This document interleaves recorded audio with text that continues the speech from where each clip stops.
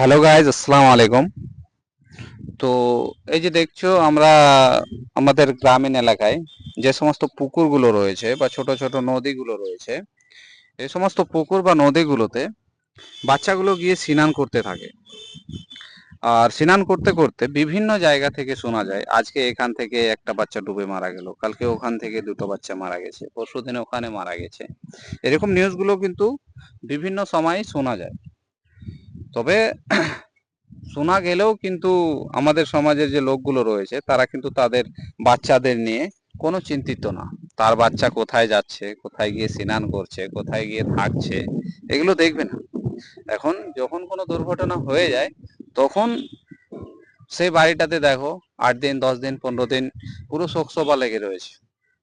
আরে ভাই, তোমার ছেলে রয়েছে, তুমি আগে থেকে কেয়ার করো, ছেলেটার আগে থেকে যত্ন নাও যেন ছেলেটা ভালোভাবে বড় হয়, ভালো হয়ে থাকে।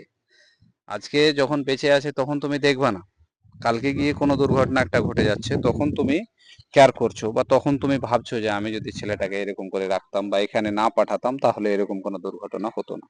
কিন্তু আজকে তো হয়ে যাচ্ছে, হয়ে যাওয়ার পরেই যদি তুমি কেয়ার করো তাহলে তো সেটা কেয়ার না, এক কথায়। তো আজকে কদিন থেকে দেখছি আমাদের গ্রামের পাশে একটা পুকুর রয়েছে। পুকুরটা বেশ গভীর রয়েছে। আর সেই পুকুরে বিভিন্ন আমাদের গ্রামের ছেলেগুলো গিয়ে স্নান করে। আর সমস্ত ছেলের যেসব ছেলেগুলো স্নান করে তাদের বয়স আন্ডার মোটামুটি 10 বছর হবে। এবার 10 বছরের ছেলে এগুলো স্নানও সাঁতার কাটতেও জানে না, এটা জলে গিয়ে স্নান করছে। এবার স্নান করতে করতে শুধু স্নান করছে না, এরা থার্মাকলের সাহায্যে দেখো, এরা জাম্প মারছে থার্মাকলের সাহায্যে, বিভিন্ন নদী তার গর্ভে যাচ্ছে, পুকুরের গর্ভের দিকে যাচ্ছে, গভীরতার দিকে, সেখান থেকে ঘুরে ঘুরে আসছে। এবার থার্মাকলের সাহায্যে যদি তারা পুকুরের এই গভীরতায় যায় আর সেখানে গিয়ে যদি থার্মাকলটা ভেঙে যায় 1 মিনিটের জন্য, তাহলে তো সে সেখান থেকে ফেরত আসতে পারবে না, বা ফেরত আসার তো কোনো সুবিধা থাকবে না তার জন্য। তো এগুলো ছেলে এরকম অবস্থা, আজকাল যে বয়স রয়েছে এখন এই বয়সগুলো রয়েছে এদের পড়াশোনা করার। এখন যদি এই ছেলেগুলো স্কুলে পড়াশোনা করে তো এই সময়গুলো গিয়ে স্কুলে কাটাবে, এরা সময় পাবেই না স্নান করার। এখন এইসব ছেলেগুলো স্কুলে যায় না, তো এদের সময়টাই, এক কথায় কি, স্কুলে যায় না তাই বলে এদের হাতে সময় আছে?